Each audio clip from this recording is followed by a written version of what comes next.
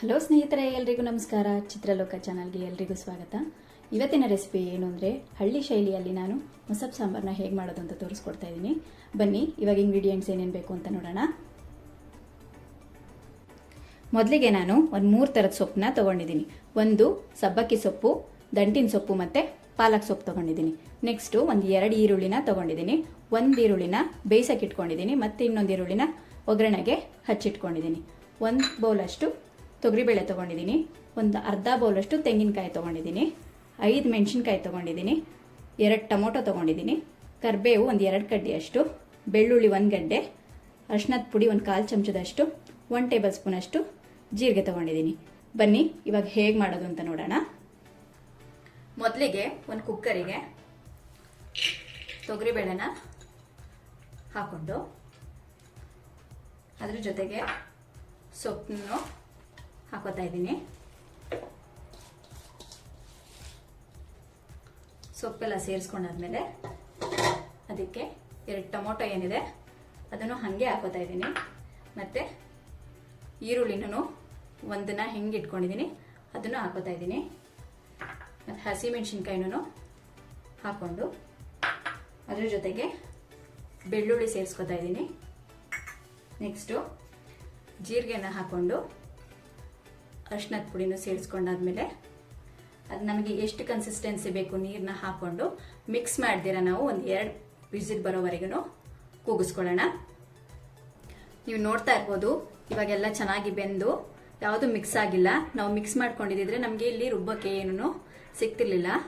ಇವಾಗ ನಾವೊಂದು ಪ್ಲೇಟಿಗೆ ಟೊಮೊಟೊ, ಈರುಳ್ಳಿ ಮತ್ತು ಬೆಳ್ಳುಳ್ಳಿ ಏನಿದೆ ಅದನ್ನೆಲ್ಲ ಸಪ್ರೇಟಾಗಿ ಒಂದು ಪ್ಲೇಟಿಗೆ ಹಾಕ್ಕೊಂಡು ಸ್ವಲ್ಪ ತಣ್ಣಗಾಗ್ಬಿಡೋಣ. ತಣ್ಣಗಾದ್ಮೇಲೆ ನಾವು ಮಿಕ್ಸಿ ಜಾರಿಗೆ ಹಾಕ್ಕೊಂಡು ರುಬ್ಕೊಳ್ಳೋಣ. ಬೇಳೆನೂ ಅಷ್ಟೇ ನಾವು ಸ್ವಲ್ಪ ಮಾತ್ರ ತಗೋತಾ ಇದ್ದೀನಿ, ಇನ್ನು ಸ್ವಲ್ಪನ ನಾನು ಹಾಗೆ ಬಿಡ್ತಾ ಇದ್ದೀನಿ. ಇದನ್ನು ಸಾಂಬಾರ್ ಜೊತೆಗೆ ನಾವು ತಿನ್ನುವಾಗ ಬಾಯಿಗೆ ಸಿಕ್ಕರೆ ತುಂಬ ಚೆನ್ನಾಗಿರುತ್ತೆ. ಅದಕ್ಕೋಸ್ಕರ ಇನ್ನೊಂದು ಅರ್ಧನ ಹಾಗೆ ಬಿಡ್ತಾ ಇದ್ದೀನಿ. ನೋಡಿ, ಇವಾಗ ಪ್ಲೇಟಿಗೆ ಹಾಕ್ಕೊಂಡಿದ್ದೀನಿ, ಸ್ವಲ್ಪ ತಣ್ಣಗಾಗಲಿ. ಇವಾಗ ಒಂದು ಮಿಕ್ಸಿ ಜಾರಿಗೆ ಎತ್ತಿಟ್ಕೊಂಡಿರೋಂಥ ತೆಂಗಿನಕಾಯಿ ಏನಿದೆ ಅದನ್ನು ಹಾಕ್ಕೊಂಡು ನೆಕ್ಸ್ಟು ಈರುಳ್ಳಿ, ಮೆಣಸಿನ್ಕಾಯಿ, ಟೊಮೊಟೊ ಎಲ್ಲ ಏನಿದೆ ಅದನ್ನು ಮಾತ್ರನ ಹಾಕ್ಕೊಂಡು ನುಣ್ಣಗೆ ರುಬ್ಕೊಂಬಿಡೋಣ.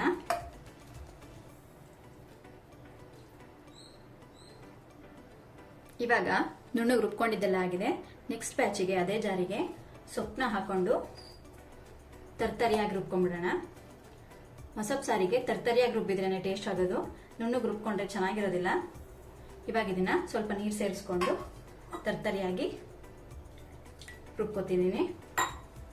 ಇವಾಗ ಒಂದು ಪಾತ್ರೆಗೆ 2 ಟೇಬಲ್ ಸ್ಪೂನ್ ಆಗೋಷ್ಟು ಎಣ್ಣೆನ ಹಾಕೋತಾ ಇದ್ದೀನಿ. ಇವಾಗ ಎಣ್ಣೆ ಸ್ವಲ್ಪ ಬಿಸಿ ಆಗಿದೆ, ಅದಕ್ಕೆ ಸಾಸಿವೆನ ಹಾಕೋತಾ ಇದ್ದೀನಿ.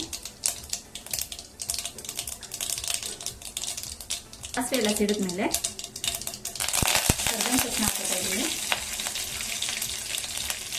ನೆಕ್ಸ್ಟು ಹೆಚ್ಚಿಟ್ಕೊಂಡಿರೋಂಥ ಈರುಳ್ಳಿ ಏನಿದೆ ಅದನ್ನು ಹಾಕ್ಕೊಂಡು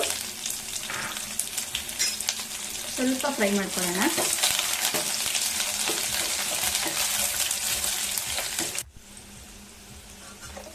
ಇವಾಗ ಫ್ರೈ ಆಗಿದೆ. ಇದಕ್ಕೆ ರುಬ್ಬಿಟ್ಕೊಂಡಿರೋಂಥ ಸೊಪ್ಪೆಲ್ಲ ಏನಿದೆ ಅದನ್ನು ಹಾಕೋತಾ ಇದ್ದೀನಿ.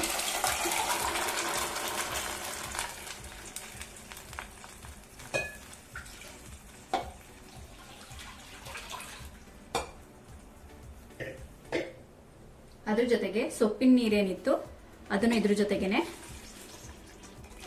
ಸೇರಿಸ್ಕೊತಾ ಇದ್ದೀನಿ. ಇವಾಗ ಇದನ್ನ ಚೆನ್ನಾಗಿ ಕುದಿ ಬರೋವರೆಗೂ ಬೇಯಿಸ್ಕೊಳ್ಳೋಣ. ನೋಡಿ, ಈ ಥರ ನೊರೆ ಬರೋವಾಗ ನಾನು ಉಪ್ಪನ್ನ ಸೇರಿಸ್ಕೊತಾ ಇದ್ದೀನಿ.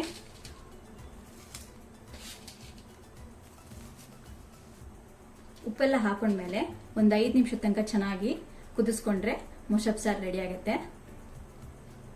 ನೋಡಿ, ಇವಾಗ ಚೆನ್ನಾಗಿ ಬೆಂದು ನೊರೆ ಎಲ್ಲ ಕಡಿಮೆ ಆಗಿದೆ, ಸಾಂಬಾರು ಆಗಿದೆ. ಇವಾಗ ಸ್ಟವ್ನ ಆಫ್ ಮಾಡಿಕೊಂಡು ನಾನು ಇವಾಗ ಪಾತ್ರೆಗೆ ಸರ್ವ್ ಮಾಡ್ಕೊತಾ ಇದ್ದೀನಿ. ನೋಡಿದ್ರಲ್ಲ ಮೊಸಪ್ ಸಾಂಬಾರ್ನ ಎಷ್ಟು ಈಸಿಯಾಗಿ ಮಾಡ್ಬೋದು ಅಂತ. 3 ತರದ ಸೊಪ್ಪು ಹಾಕಿರೋದ್ರಿಂದ ಮೊಸಪ್ ಸಾರು ತುಂಬಾನೇ ಚೆನ್ನಾಗಾಗಿದೆ. ಹಾಗೆ ಮುದ್ದೆಗೆ ತುಂಬಾ ಎಕ್ಸಲೆಂಟ್ ಆಗಿರುತ್ತೆ. ನೀವು ಕೂಡ ಮನೆಯಲ್ಲಿ ಟ್ರೈ ಮಾಡಿ. ಹಾಗೆ ಹೇಗೆ ಬಂತು ಅಂತ ನನಗೆ ಕಮೆಂಟ್ಸ್ ಅಲ್ಲಿ ತಿಳಿಸಿ. ಈ ರೆಸಿಪಿ ನಿಮಗೆ ಇಷ್ಟ ಆಗಿದ್ರೆ ನನ್ನ ವಿಡಿಯೋನ ಲೈಕ್ ಮಾಡಿ. ಹಾಗೆ ನನ್ನ ಚಾನಲ್ನ ಸಬ್ಸ್ಕ್ರೈಬ್ ಆಗೋದನ್ನ ಮರಿಬೇಡಿ. ಎಲ್ರಿಗೂ ನಮಸ್ಕಾರ.